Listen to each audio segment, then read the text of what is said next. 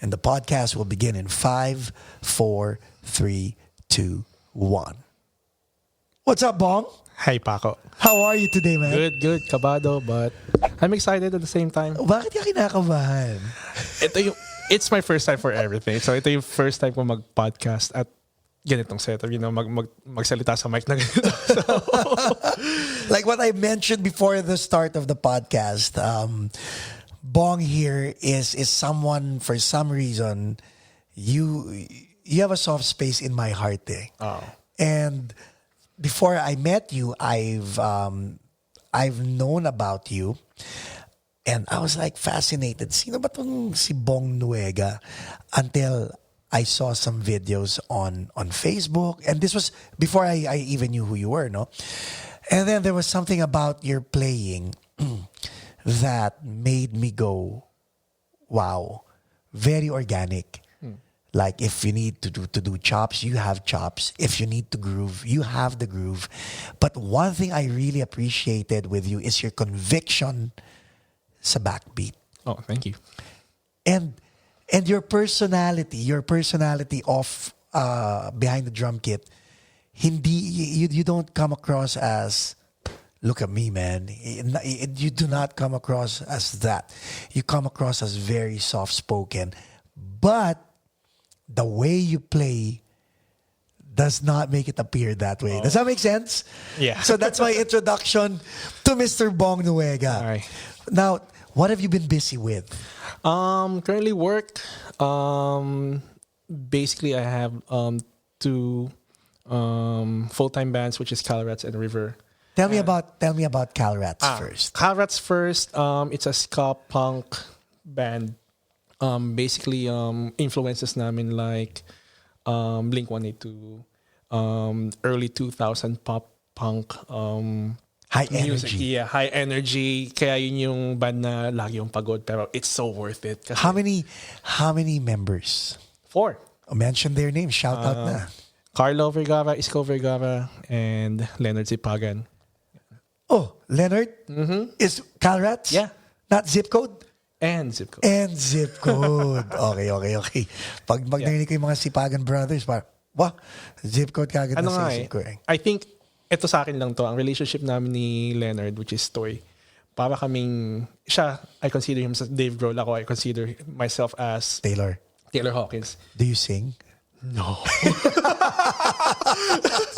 Because Taylor just came out with his new album, di ba? Galing. Who's his drummer? Dave Grohl. Oh my God, I was like, wow. Hindi kasi we have multiple bands na kami lagi magkasama. Okay. At the same time, alam ko yung gagawin niya, alam niya yung gagawin ko. Explain that relationship, because Leonard sings and plays guitars, right? So explain your relationship with Leonard first, and then explain your relationship with guitar players next. Okay. Basically, well, we're really close friends. Yun. How does that help? Meron kaming certain vibe na kahit magtinginan lang kami. Then, sa pag nasa stage kami, kunya pag may Calrats song na kumikembot siya, kikembot ako. So, in other words, I like his body language. Yeah. You can read his body language, right? Yeah, ganun. Then, playing wise, there are guitarists, hindi mo sapagat, there are guitarists na merong internal body clock na sumasabay sa drummer. Siya yun. So nararamdaman mo yun? Yeah, nararamdaman ko na sa rhythm siya. Yung riff, minsan pag nagja-jam-jam lang kami, riff lang, sasabayan ko. That's it, that's a song. So how do the brothers come into play naman dito sa Calrats? Isko, well, basis is Isko. Yes. Technical funky. Now, si Isko locks into you while you lock into Leonard. How does it work? Ayan, no? The dynamics, di ba? Yeah, I think we just lock in together. But yung rhythm section, talagang... Kasi before, sa intro voice, I would lock into Vic Carpio, the guitar player, or I would lock into JJ Buencamino. And then, si Jobert, yung bass player namin, would lock into me. I never lock into Jobert, and yun na palagi na Jobert, if you're watching, I love you.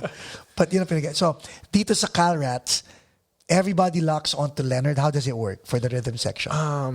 I think Isko locks into me, then Yeah. I lock into Leonard. So parang gano'n. Parang diba? ganun eh. Parang ganun eh. Kasi kayong dalawa ni Leonard ang may... Yung talagang May vibe, yung, yeah. yung para sa akin na hindi ko alam kung anong iniisip ng the rest of Right. the guys. Pero para sa akin lang, highlight. yun lang yung sa akin. Then personally, malapit sa puso ko yung Calvas kasi yun talaga yung genre ko. Right. Even though nakikita ako na ibang tao na sa show band. Ganun. We'll talk about that. Yeah, in a well, bit, but yun talaga yung malapit sa puso ko na genre. So Calrats, by the way, guys, I will post links to videos of Calrats in the description. Kaya if you're listening or if you're watching, yes, you will see Bong in action. Does Calrats have songs streaming on the platforms? Not yet. Is there any reason why? I think kasi lahat kami full-time job. So in a way busy lang talaga. Is that- But pinag-usapan na namin to. You know anything you say before the word "but" is BS, right? Yes. Continue. No. Kasi ang pinag-usapan namin to na anong gagawin natin for 2020. We need to release something. Yun ito. So, let's see. Sino ang quarterback sa banda? Who goes, we can do this? Who would that Oh, be? si Carlo. Definitely Carlo, Carlo. okay. Yeah. So Carlo tells everybody, let's write a song. Tama ba? Mm-hmm. What does everybody say? Let's go. I mean, So where is the song? let's see. Kasi di ba, I mean, my point is, what is holding you back? And you know what? In fairness to you, baka may mag-comment, like the last time Intro Voice released an album was in 2015. So we're in the same boat. Kaya lang, I want to know what your story is. Why doesn't Calrats have a song on the streaming platforms? But you have songs. You have original songs. We have all original songs. How do you write songs? Mostly, si Carlo at saka si Leonard gumagawa ng lyrics. Then, sisend nila yan sa group text or ito may nagagawa ang song. So, guitars lang, acoustic guitars or something. Then, we go to the studio. Then, yun na. When you go to the studio, do you have knowledge of the song already? Well, not yet. Yes and no. Okay. Kasi, Explain. Ako, syempre, papakinggan ko sa phone. Pero syempre, in a way, kung pinapakinggan mo lang siya in guitars at saka song, wala kang idea kung anong gagawin kong drums or paano yung bass. Ganun. It kind of just naturally comes together. Pag Okay, nag-jam now- kami. For the benefit of those who want to learn how to play drums or starting a band who are listening to this podcast, this is where they can, get a nugget or two from you. Now you've come into the studio, you know that Carlo or Leonard has a song that you guys are going to work on. In your head, may beats ka na rin na nagawa, but you can't do anything because si Isko, sino ang bass player? Yes, Isko. Si Isko feels na, like you feel na baka may gawin si Isko, so I'm not gonna commit to the drum parts, and then you all come together and then the song comes to life. Who takes credit for the songwriting? Ooh. Ooh, to the mic, please. To be honest, I think yung vibe ng band namin is wala kaming, ay, akin to, sa'yo yan, ganun. I think we all take parts sa song or we take the credit as a whole. Have you guys really talked about this, or you feel that this is how it is? I think this is how it is. Okay, so, because that's an advice.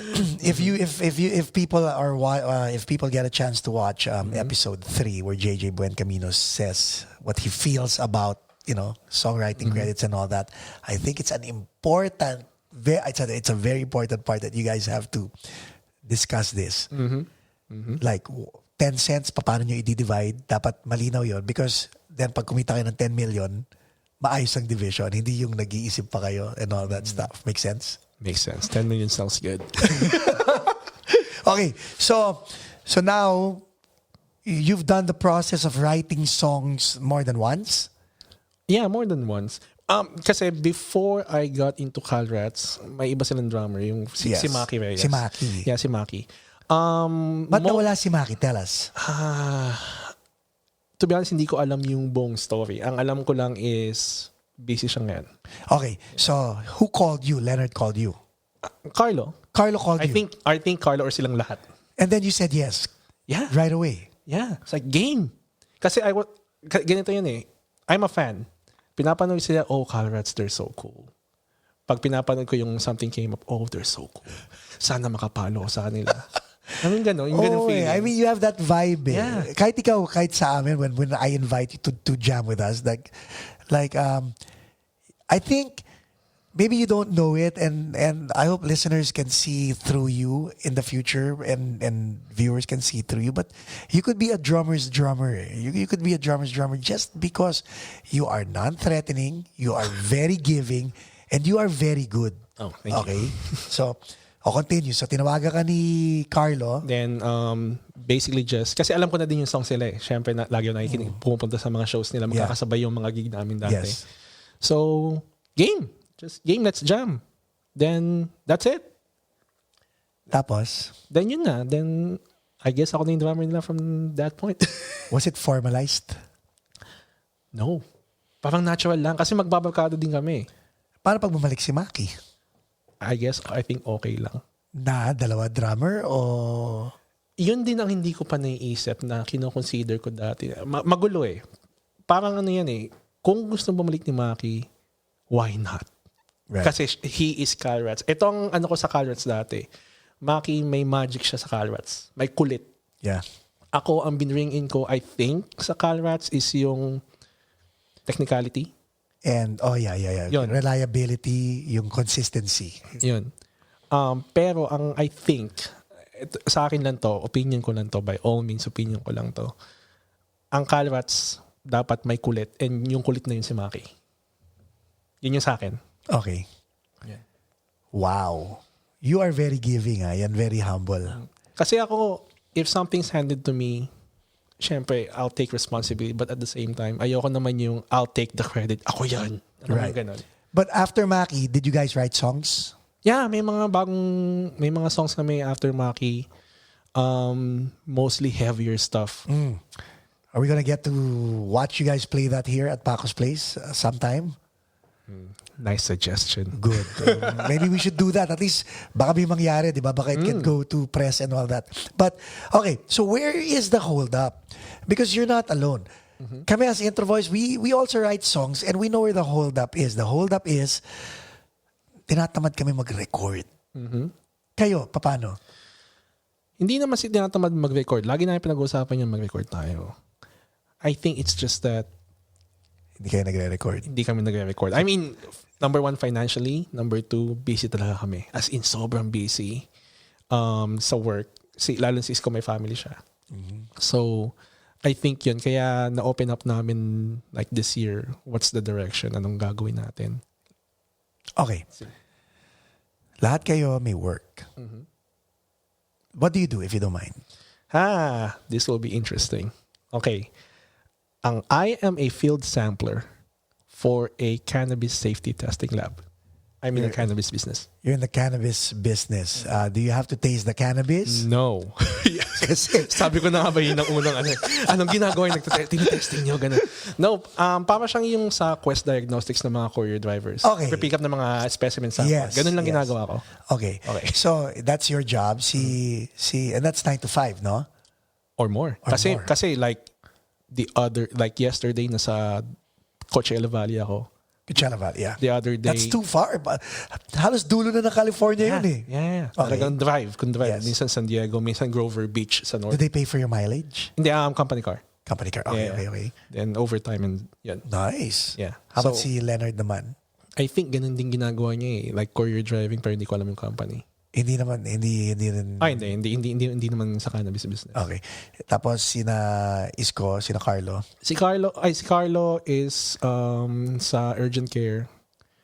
Then si Isko sa cannabis business din. Okay.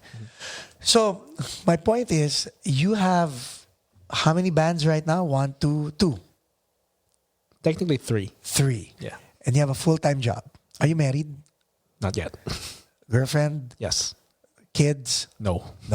Okay, we'll talk about that in a bit. Because a lot of people say na they don't have time to make music and be in a band because they have a full-time job. Other people naman say they can't get a full-time job because they're into their music. But it seems to me that you can do both. That's the impression I'm getting, not only from you, but from your bandmates. Okay? So, going back to the recording, I think the only thing holding you back is the ability to record. Kasi feeling ko, pag nilagay kayo sa kwarto na, naka-mic na kayo and all that stuff, you guys can record. Oh, yeah. So it's not an issue, right? What was your first band? Dito or... Dito. Ang very first band ko is like a show band called Carpool Tunnel. And what kind of music did you guys play? Like Top 40? Top 40. So tell me about your drumming. How did it start?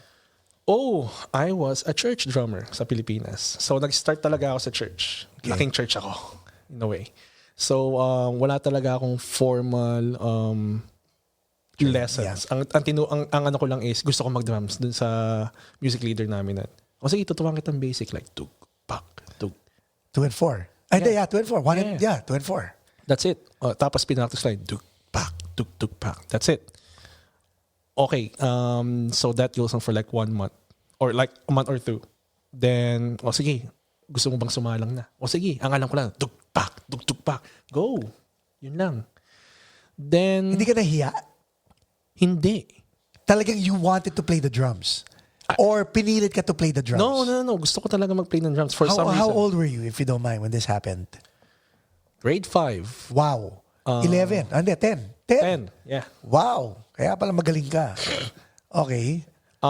Then YouTube happened. Nung grade 5 ka? No, This makes me feel old. No. I mean, nung grade 5 ako, yun lang yung basic of all basics. Okay. Then YouTube happened? Then YouTube happened. So, madami akong nakitang mga drummers. Uso pa nun si Cobus. Cobus, yeah. Then, Sina Cooper drummer. Yes, yun yung mga cover drummers. Then I met this drummer named of Arlie LaGuardia, which is yung drummer ngayon ni Isabel De Leon sa Pilipinas. Wow. Yeah. Okay. So you met him here? No, sa Pinas pa to. Sa Pinas, okay. Doon nag-expand yung ano ko kasi ang bilis ng kamay niya. Pati yung paa niya. Doon na-expose ba't ang bilis ng paa mo, hindi ka man naka-double pedal? Oh. So, ini-slide ko lang. So, dudug, ganun lang.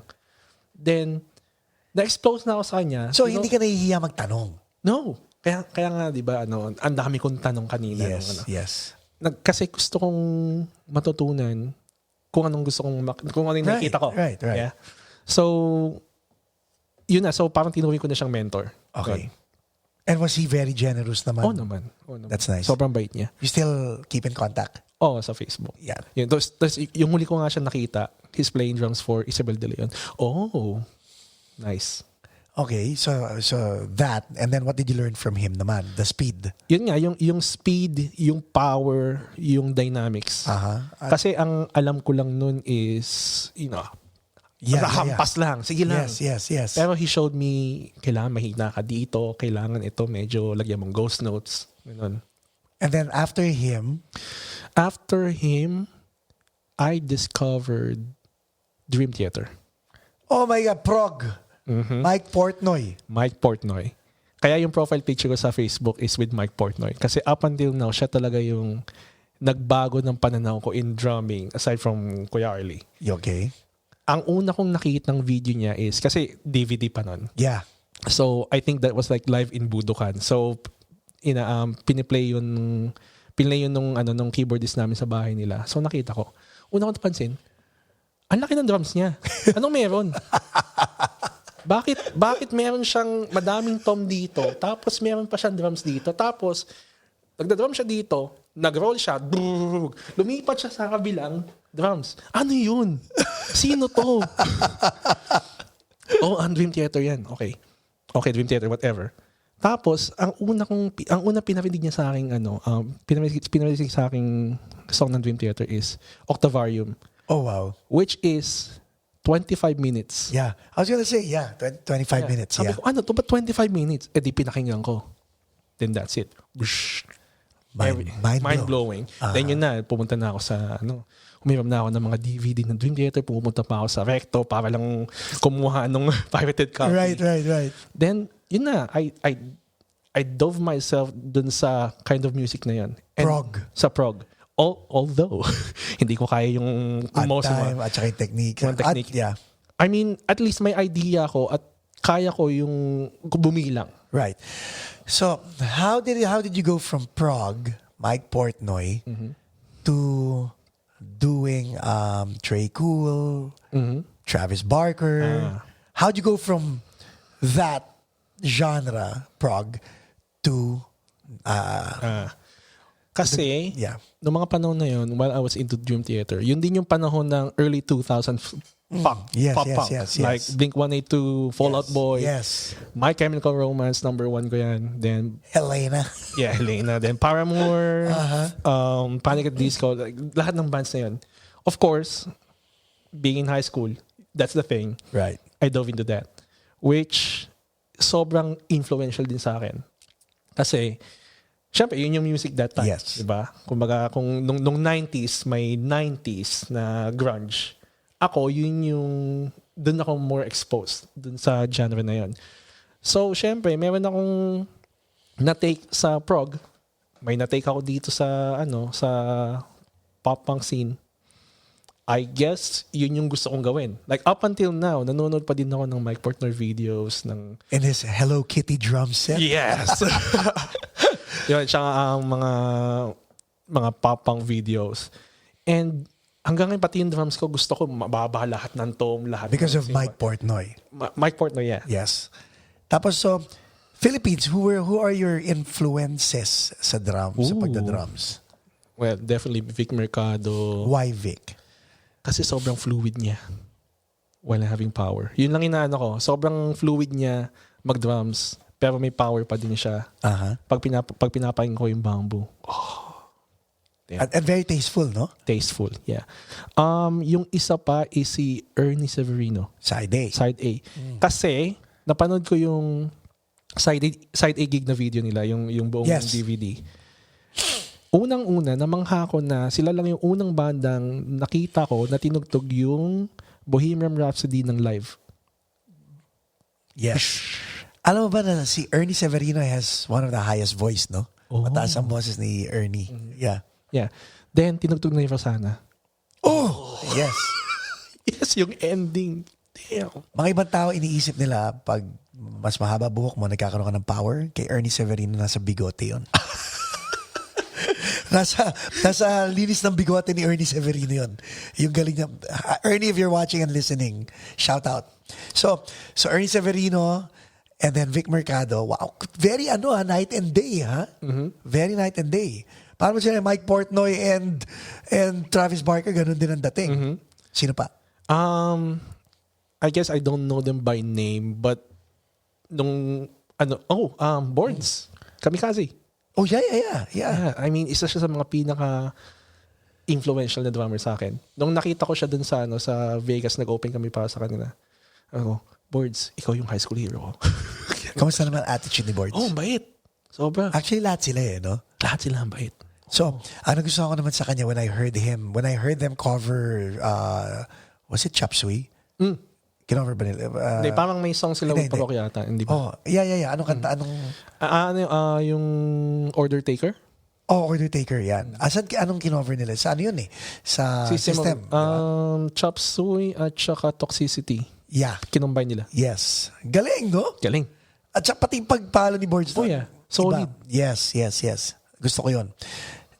Groove-wise, kanino mo nakuha yung backbeat mo? Because lahat ng binabanggit mong drummer, as good as they are, I wouldn't say na solid backbeat players sila. Actually, sino ba backbeat players sa lahat ng binanggit mo? Lahat busy. Lahat busy. No? I think isa din yun sa sa mga influence ko sa kanila, busy. Yun yung ko sa River. Kung pag-usapan na River, yung band na yun, ibang-iba sa Calvas. Kasi kung ano yung gusto kong ilabas sa mga like Mike Portnoy, busy style, doon ko nilabas sa River. So tell me about that. Kung gaano ka busy. Kasi si Mike Portnoy, yung deliberate use niya ng splashes, effect symbols, yun yung nakuha ko sa kanya. Okay. Kumbaga, stacks. Yun, yung stacks, yung paggamit niya ng splashes, yung tambourines. Yun yung nakuha ko sa kanya. Gusto kong i-incorporate yun sa isang band. And so far, up until River, wala akong mahanap na band na pwede ko incorporate. Sino ang members ng River? Dennis Diaz and Dale Bacuna. So wow, you have Dennis Diaz palang ulam na eh. Yes. I mean, to people who do not know who Dennis Diaz is, Pinoy Gearheads is Dennis Diaz, right? The husband of Annette. Yeah. One of our drummers here. Yeah, we'll post their wedding. Ang cool nun. Their wedding Metallica ba yung? Yeah. Actually, history. Ang una kong nakita, si Annette tsaka si Dennis, sa Pilipinas pa with their Metallica video. Oh my God. I have no idea na this day magiging kabanda ko siya. And Annette, didn't Annette play for Metallica? Yeah, yun nga yung video na yun. Oh my goodness. They're on stage with Metallica. It's like, oh wow. Wow. So you oh my God, people, if there's one thing that you can pick out of this episode, it's that this guy with me, Bong, I don't know, you're just blessed because of who you are, because of the talent that you have, or both. Yun lang masasabi thank you. So, okay, so Dennis Diaz, what's he doing? Bass? Yeah, bass. Is he letting you play with backing tracks? Hindi, no. Wala kaming backing tracks. Dennis Diaz, wow. Although, dati, nag-try kaming mag-cover ng isang Linkin Park song. Ano nga ba? Nakalimutan ko. Yun, nilagyan niya ng backing track. Ginawa niya dun sa keyboard niya. Ayun, sinasabi na. Pero for jam purposes lang. Okay. But sa ngayon, no. Very technical na tao yun. Oh yeah. Actually, River, with Dennis, dun ako na-push sa limit ko as a drummer. Wow. Yun ang masasabi ko. Why? As a musician. Kwento. Okay. Now, the reason why I want you to kwento is because other musicians have expectations of you, right? Now, iba yung expectation, iba yung gusto rin niyang i-pull out from you. So, what is Dennis trying to make you do? I think it's timing. Kailangan lagi nasa click. Oh yeah. Kasi dati nung una kami nag-jam, bang bumibilis ka. Okay, anong gagawin ko ganun. Then, after that, talagang pinupush ko yung sarili ko, okay, consistency.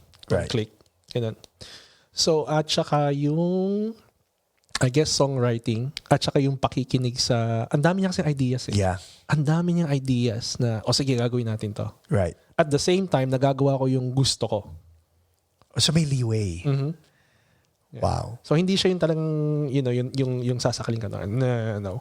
Umaga, technical siyang tao by all means, pero matututo ka sa kanya. Is Dennis the singer of the band also? Yes. Okay, so he plays bass, he sings, he wants you to be on the click. How are you with the metronome? I guess naging okay na ako. What's your training? What do you do to practice? Dati, nagtry ako mag-set up ng recording studio ko with an iPad. Kasi yung iPad recording studio, di ba? Yeah. So, doon pa lang, may Yamaha electric drums ako na binili ko sa Craigslist for like $200. Uy, may TD-17 akong alam na binibenta. Yan, nasa likod na. Anyway, I digress. Then yun. Then doon na, nagtatry ako mag-record ng sarili ko. Tapos click, syempre. Right. Then iniisip-isip ko, dapat yung time, kailangan ko tong click. Yan. So, hindi ka na-intimidate? Nung una, syempre. Pero ngayon, I think, comfortable na ako sa click. Yeah. And you use it. Okay, so that's, and then si Dale is guitars. Yeah. Ang gusto ko kay Dale, even though one-man guitar lang siya, buong-buo yung tunog niya. Dahil sa pedals niya. Dahil sa pedals niya. Yun dun siya parang siyang U2 style. Parang siyang si Edge. Yeah. So, it all ties it together na kami rhythm section ni Dennis. Right. Then si Dale, he adds color and everything. Then, boom. Makulay ang buhay nun. Kulay mo. So, saan ang gig ng River? Di ko alam kung pwede mong sabihin. Tapos sinasabi ni Dennis, we're working on an album. Okay. And once the album's done, like Calrats, we will post it in the link. We will post the link in the description. I think that's what we need to do. Yeah.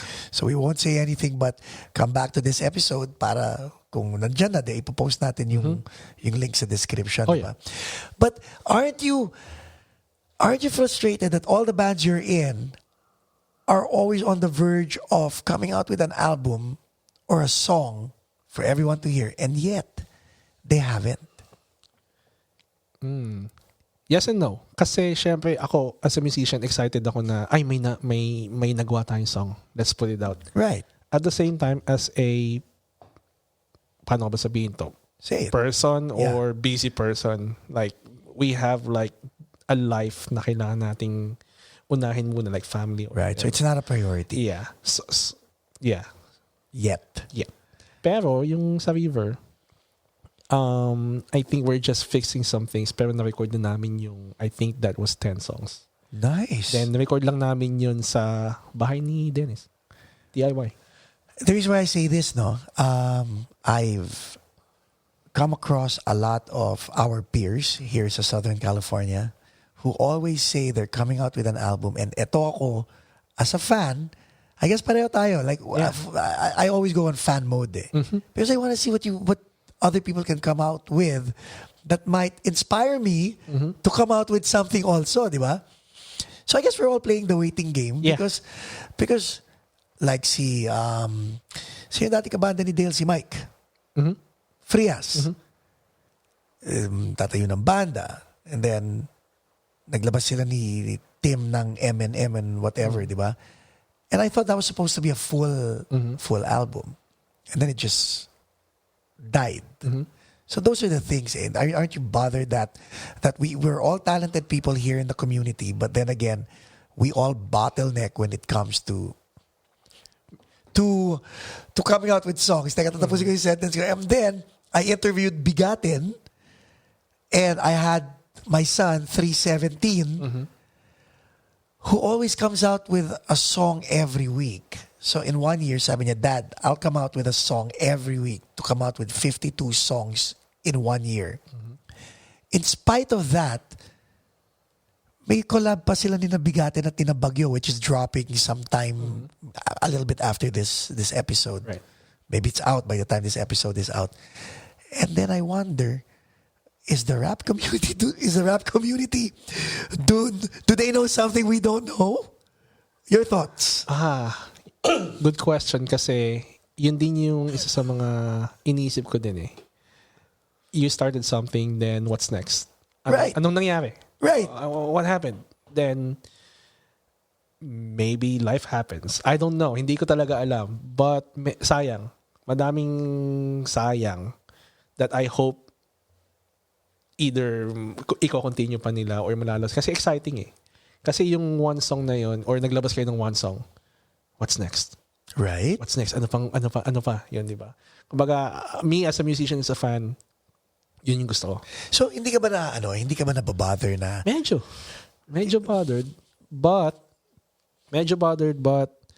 at the same time, iniisip ko, maybe life happened. Yun lang iniisip ko, maybe may nangyari. I don't know. That's very chivalrous and noble of you to actually think that. And then the one time na naglabas ka ng single, nawala yung banda mo. Parang, anong nangyari? Maybe may pinagdadaanan siya. Right. I understand. Pero once you get over that, pwedeng ilabas mo ulit. What was that song that you guys came up with? Anong title ng kantang yun? With your former band? You want to talk about that? Okay lang. Oh, sige. What was that song? With the music video and everything else. Ano nga ba yun? Kita mo? Sayaw. Yeah. Kasi naalala ko yung sayaw kasi kami naman nilabas namin yung Let's Dance. Like, pareho. So what happened? I think yun din. Life happened. Actually, very excited ako yung project na yun. Yung music video I was even sharing it. Pati yung music video, nakita ko. Then yung audio nun, nirecord lang namin yun sa living room ng parents ni Edison. Okay. By the way, is that song out on streaming platforms? Ayun ang hindi. Why? I think it's up to Edison. Okay. So that was written by Edison also? Yeah. Okay. So that was sayang eh. You guys were up and coming, huh? Oh yeah. Ang sa akin lang kasi, the reason why I left, personal details, ayoko muna pag-usapan. That's fine. But, iba yung direction na gusto kong mangyari sa From the Valley, iba yung direction na gusto ni Edison. Yun lang yung masasabi ko. No middle ground? Maybe, pero hindi namin na-explore yun. Pero so far, we're good. What normally breaks up a band in your perspective? Number one, miscommunication. Or no communication? No or no communication kasi bigla-bigla na lang minsan na last week active kayo sa group chat, dami pinag-uusapan. The following week, wala na. Right. Tahimik lahat. Second, I think 1 or 2 members lang ang gumagawa sa band. How do you feel when that happens? Parang, are we a band?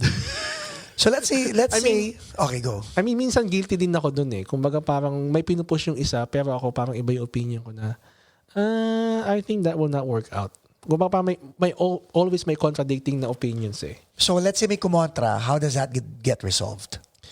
Mostly by majority. So it's a democracy. It's a democracy always. You're fine with that? Oh yeah. I think ako on a personal level, medyo ano pa ako nun eh. Parang I'm the drummer. Medyo may pagka-rockstar attitude pa ako nun, to be honest with you.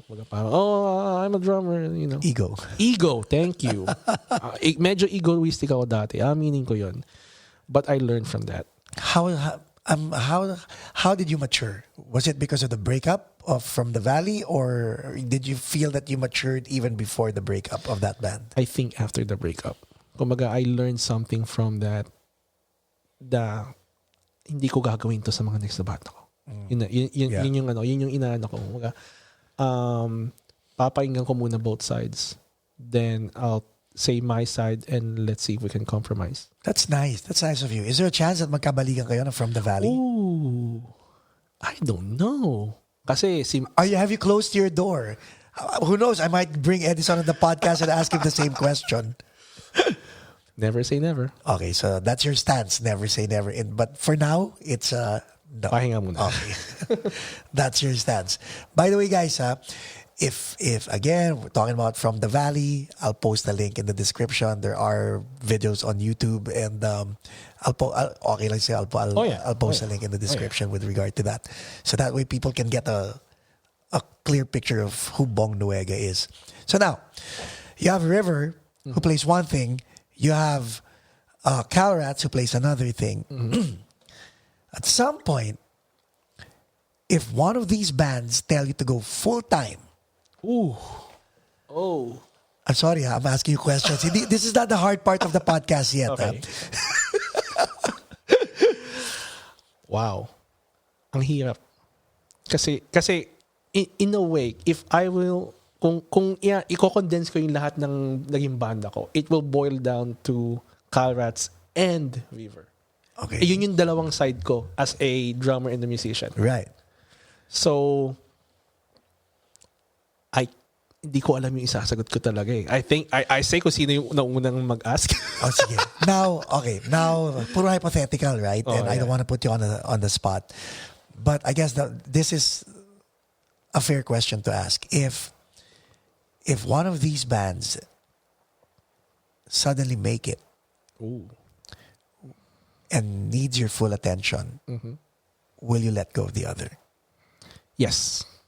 Okay. Kasi that is opportunity and yun na yung maging buhay ko, I think. How do you see yourself as a drummer? Do you see yourself going up another level as a drummer, or you think this is it? To be honest, ang dami ko pang gustong matutunan.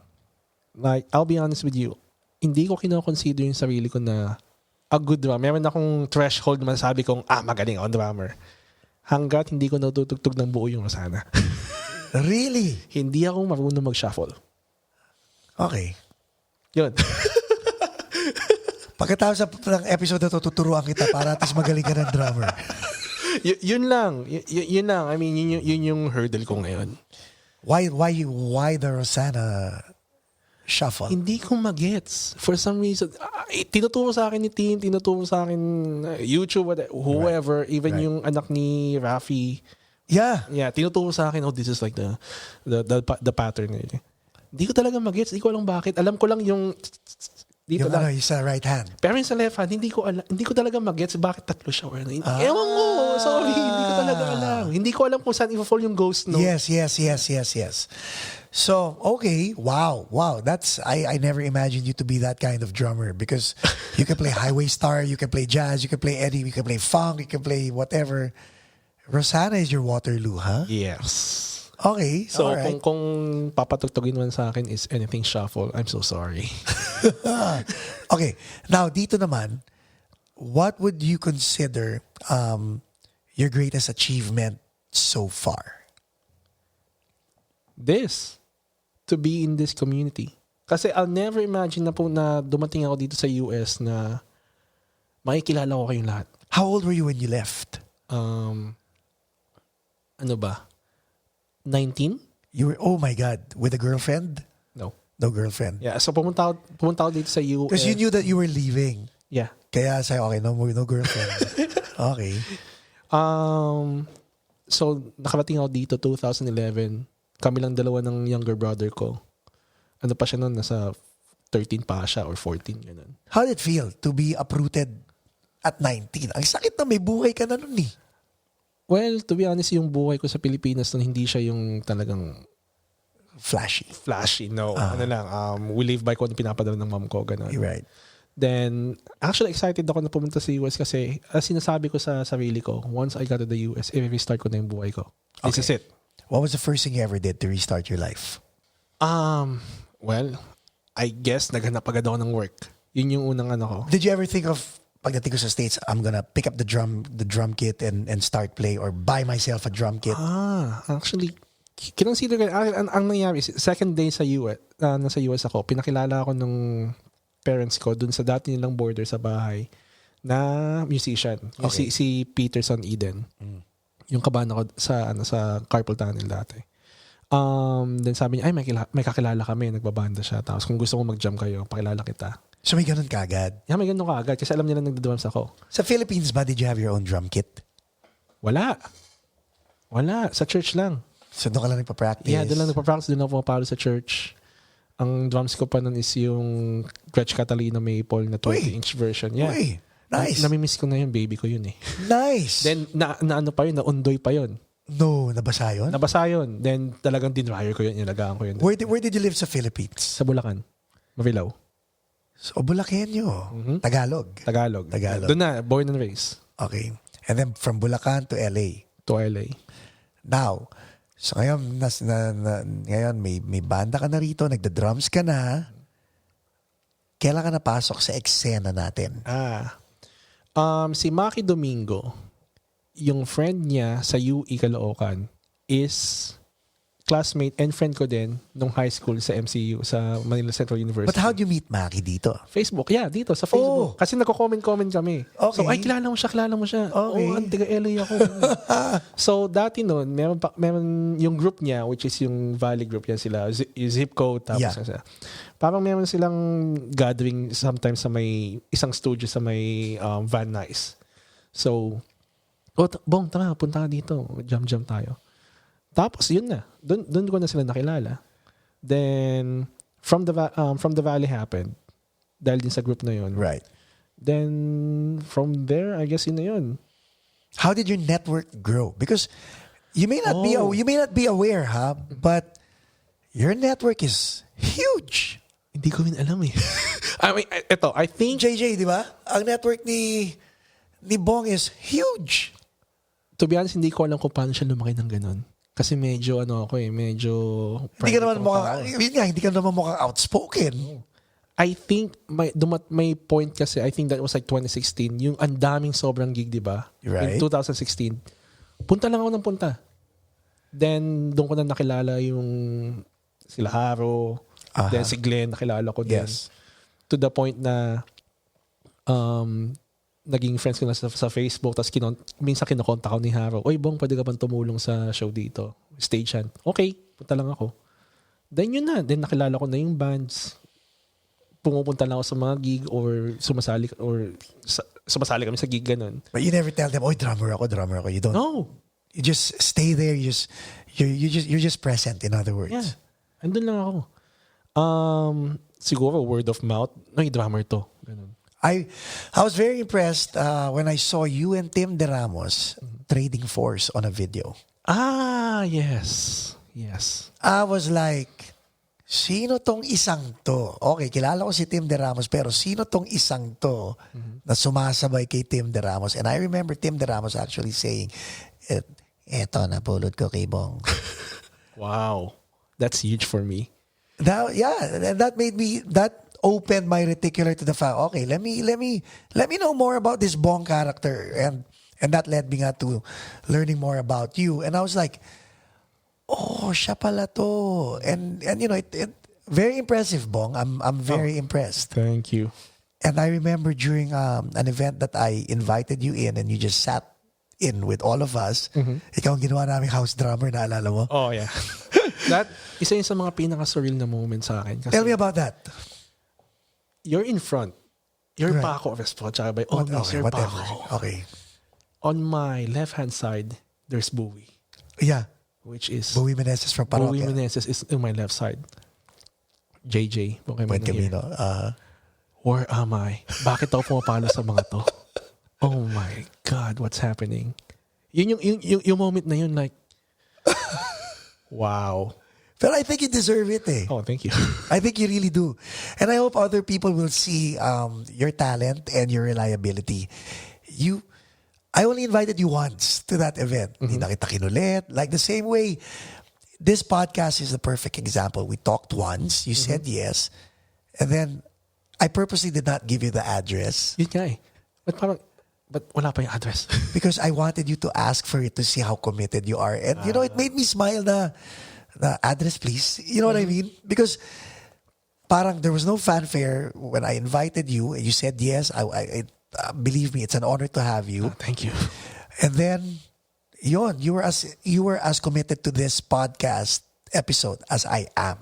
And para sa akin that means a lot. So kudos to you. Thank you for that. Thank you. And I guess what I want young listeners to hear is, commitment and consistency. They mean a Oh lot. yes. Commitment and consistency. What's your secret? I don't want to disappoint people, number one. Okay. If di ko kayang gawin yung isang commitment, I'll say no. Or sorry, I can't do it. Right. But once na committed daw sa isang bagay, sige, let's do this. And Yes. I'll give whatever that I can. Right. Yan. Ano yan, Jay? Ayun. Okay. Move closer. Oh, yeah. So, yun. Ayoko lang makadisappoint na ng mga tao. Kasi dati, syempre, medyo may mga nadidisappoint sa akin. so nag-mature ka talaga. Pinilit ko. I think it's for the better. Definitely for the better. Now, a girlfriend, you have one? Oh, yeah. How does she feel about your 9 to 5 and your band life? Supportado naman siya. Naintindihan niyo naman. That's- Kasi binibigyan ko siya ng time. So meron. Oo naman. Give us an advice. Paano? How do you balance that? Never disappoint your girlfriend. So priority, who comes first? So meron kang tatlong ano dyan. May the band, the job, the girlfriend. Girlfriend, job, band. Bigyan kita ng quiz. Barkada, Ooh. girlfriend, and job. Girlfriend, job, barkada. Good job. Safe answer ba? Hindi, pero totoo kasi kung talaga Hindi, no, totoo yan. di ba, kung kaibigan talaga sila, maiintindihan nila na you have to be with your girlfriend. Oh, yeah. They shouldn't put you on the spot. They shouldn't make you choose, or else they're not your friends. Naman. Right? So, your girlfriend, is she invested in this 100% like you? Oo naman. So, what do you do for her para patas? Lambing-lambing, lumalabas kami. So, pag sinabi niyang, wait, do you have to tell her when your shows are? Does she know your schedule? Sinasabi ko naman. Sinasabi ko and she's there. So that's your responsibility as a man, 'di ba? Na okay, itong meron, itong Pupunta akong practice or may show ako dito. Minsan tinatanong ba, okay lang ba sa'yo? good. Walang bulagaan. Wala. Dati, nung Yun. bago pa kami, nangyari yun, it's not good. Yeah. How long have you been together? 3 years. God bless you. Yeah. Any plans to kneel down and hindi ka na bumabatay kung na nagsabi, di ba? So wala pa. Wala pa muna. So ano mauna? Maglalabas ka ng album o magpapakasal ka? Oh, sorry. You know what? Can you put that in the comments below? Ano sa tingin nyo ang unang gagawin ni Bong Nuega? Maglalabas ng album o magpapakasal? Guys, ako ang sagot, magpapakasal muna to bago maglabas ng album. Pressure. Feeling ko lang ha. Kasi ang dami-dami mong banda, wala pang kanta. At least may girlfriend ka, yun, sigurado may kasal na yun. What advice would you give young people who are trying to be where you are now? And you might not think it's a tall order, but then again, if we felt that you were not worthy of being amongst, yun nga yung sinasabi mo, these people, you wouldn't be here right now. Okay? I think you've earned it. Oh. And me as, I'll use what you said, me as Paco Arespacochaga, I think if I introduce you to other people, if someone's looking for a drummer, hindi ako mapapahiya to recommend you. I guess, as long as hindi sila tutugtog ng Rosanna. But what would you advise the young folks or even their parents who are listening? Because may mga iba may edad na. What would you advise them? Should they discourage their kids or should they encourage your kids? You were a kid once. What would you tell the parents and the kids? Okay. Parents, nasa day and age na tayo na pabata yung mga sobrang may talent. Pupunta ka sa YouTube videos, 5-year-old kid like playing Tom Sawyer. Ganun. Then you do have Alexi Poblete, you have Kurt Buencamino, you have Vinny Aguas. Pabata yung mga talent. If they want to do something na alam nyo na makaka-benefit sa kanila, wala na tayo sa age na, wag ka magbanda-banda, walang ano dyan. No. Madami ng opportunities. Iharap mo lang yung camera sa sarili mo, play something, and if you're really good at it, there's something. Sa mga young players naman, unahin nyo muna yung practice, yung musicality, bago social media. Yun lang yung akin. Thank you very much. Kasi ang dami ko napapansin na wala tong patama. By all means, this is like in general. Okay, ito lang yung parang this grinds my gear. Okay? Ang daming nagpo-post ng video, pero by all means, go out there and play a gig. Please. Yun. May sinabihan akong drummer na ganyan. Wala yun ako pinatatamaan. Itong si Bong, ipapahamak ako nito eh.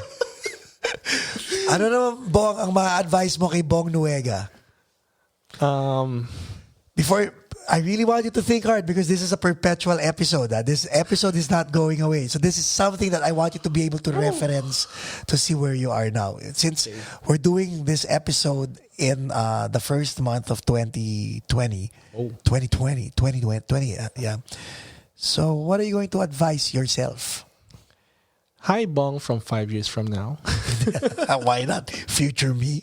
Hello, future me. You're 35. Oh, no. Wag muna. Masyado magtana yung 35. Sorry. Hindi ko pa age yan. If nagda-drums ka pa din, sana marunong ka ng Rosanna Shuffle. Number 1. Always be nice. Wag kang magpahamak na ibang tao. Always plant yourself to the ground. And never disappoint anyone. Yun lang. Wow. Profound. Ako naman yata mind blown. But don't you feel that you're becoming a yes man? Hindi kaya masama yun? I was once a yes man. By the way, you've said no to me already just in case hindi mo alam. Nag-beg off ka na sa birthday ko, wala ka. Itong birthday ko na to. And sinabi sa akin may lakad ka. So I understand. Yeah, meron talaga. Yun. But this advice that you just gave yourself, don't you feel that you're becoming a yes man to other people naman? I mean, of course you're gonna disappoint people. Yun nga eh. I mean, yun yung medyo contradicting dun eh. What I learned from before kasi yes man ako, it got me in some trouble. Kumbaga, for example, some few years ago, sige, palo ako sa inyo, to the point na hindi na ako makapag-practice sa priority band ko. Right. Na-disappoint na si girlfriend. Ooh. Physically and mentally burnt out ako. Right. So, yun yung natutunan ko. I can say yes if I can commit to something. I will say no, I'm sorry if I can't commit to it. Na alam ko hindi ako makakapag-commit. Maybe we can jump. Yun yung lagi ko sinasabi pag may nag-ask. Let's jam once and let's see. Hindi na ako sige, game. Pero game ako, syempre, pag sa Calvert at River. Always. Okay. Let's talk about River. What are the plans of River in the future? What can we expect from River? Aside from the album, like live shows, what are we going to expect from River? Well, tinatry namin i-break through yung hindi lang yung local Filipino scene. Tinatry talaga namin mag-over sa LA scene or sa music scene. I wanna know your opinion, no? Because if you can't break your local scene, what makes you think you can break? I'm just playing devil's advocate. I have nothing against the band or whatever. I just want to know. This is just an observation. Akin lang to. By all means, akin lang to. Of course. Iba yung support ng LA scene, yung talagang music scene, sa support ng local scene. Why do you think that is? Is that because of the crab mentality that we Filipinos allegedly have? Maybe. Ito ang napapansin ko. Akin lang to. Kung nasa local scene ka, kung wala kang per se big name, sabihin sa'yo sino ka. To the point na sabihin sa'yo, tumutugtog ba kayo ng disco? Wow. Or may magre-request sa inyo ng tinutugtog nyo is all original tapos may pwede bang mag-request ng ganitong song? What do you say when they do that? Ay, sorry, hindi namin alam yung kantang yun. Yun na lang, hindi namin alam yung kantang yun . But, ang napansin ko, and I've seen like yung local bands, for example, something came up. Tumugtog na sila madami silang gigs sa Hollywood. Sa Hollywood, yes. Yes. Iba yung support. Iba yung crowd.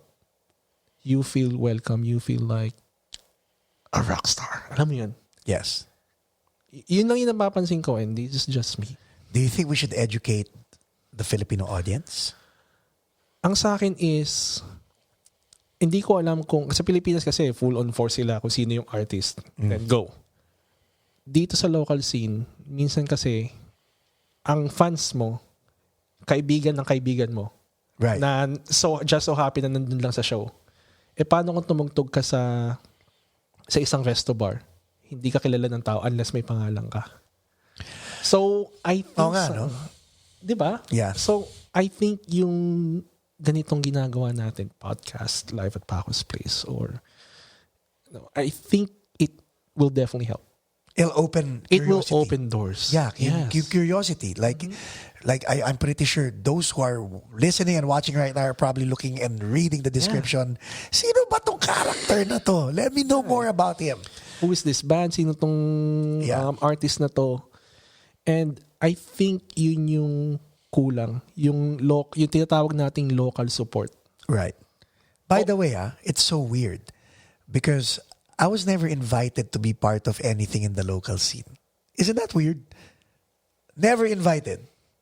I don't know. I would love to participate in the local scene. I think may mako-contribute naman ako or kami as Intro Voice. But I think yun yung ewan ko sa akin again. Sorry, akin lang to. Okay. The fact na kayo ay Intro Voice. Nakikita ng tao na Intro Voice yan. Maybe they're untouchable. Ewan ko. Oh, you tell them because you've been my friend for over 3 years. So you tell them. So no, cool sila. Don't worry. Yeah, approachable sila. Parang yun yung yun yung opinion ko. Maybe. Yun yung sa akin. Pero bakit kaya? I don't know. I don't know. But hopefully when we invite the local artists, sana mag-iba yung pananaw nila because our goal really, and I hope you can help us with this, and I've extended my invitation to you even before we started this, what we currently have, no? Because together, full force, oh my God, unstoppable ang Pinoy. Oh yeah. Right? Don't you agree? Agree. As long as we can remove the bad vibes. Like si Glenn Jacinto, I like what he's doing with Laklak Fest. But then again, kahit ako, I asked, hi Glenn if you're watching, I asked Glenn, so ano criteria to get into Laklak Fest? So sabi ni Glenn, first you have to be my friend, Second, I have to like your music. Third, kailangan mo kayo tumugtog. Gusto ko sabihin ako yun! Bakit hanggang ngayon, di pa kami naiimbita sa Laklak Fest? I would love to play Laklak Fest and all that stuff. But I guess people assume that if you're big, You're just there. you're just there. Yeah. Parang leave us alone. But I think that's the difference. That's the difference among other communities. But kung saan ako bilib, and I might digress, no? Southeast Asian Games, SEA Games. Si Apple de App lang ang inimbitahan ng committee. Okay? And then, may humirit sa committee. Pwede ba ang BEP? Pwede ba ang Black Eyed Peas? So sabi ni Apple, let me ask them. As simple as that. Let me ask them. So opening ceremony, Apple the App. So baka pwede naman Black Eyed Peas sa closing ceremony of the SEA Games. So he asked Tabu and Will.i.am, and they said yes. And you know what? Nung in-interview sila, I'm paraphrasing, but the lesson I got out of it was someone had the nerve to ask Apple. And because I'm pretty sure they wouldn't present themselves as, tutugtog kami, gano'n. But they were asked and they said yes. Siguro gano'n lang din, di ba? I mean, people ask. Yeah, someone has to ask. So I'm in the business of asking. Kaya if anybody watching this podcast and you want to be on this podcast, all you need to do is ask. All you need to do is ask. So yun lang yung sa akin. Okay, so sa Calrats naman, what are we going to see? Opinion mo lang yan. Okay, go. Opinion ko lang to. Definitely more shows. Where? I don't know. Oh, do you have a manager? Wala. Is there a reason why you don't have a manager? Hindi ko rin alam, to be honest. Ang mga kasagot niya sila. Like, di ko talaga alam ba't wala kayong manager. Do you feel, ito naman before, I'm gonna let you go in a few, but I'm gonna end with this. Do you feel that you haven't really found the band for you? Yes. Knew it! I knew it! I think yun yung reason kung bakit this past few years, ang dami kong pinapaluan all at once. Right. Kasi, hinahanap ko yung ano ba talaga yung saan ako mag-fit. At the same time, curious ako sa mga tao na sa banda na yun. What can they bring? What can they bring? Or maybe I'm a fan. Gusto ko yung paluan. Yes.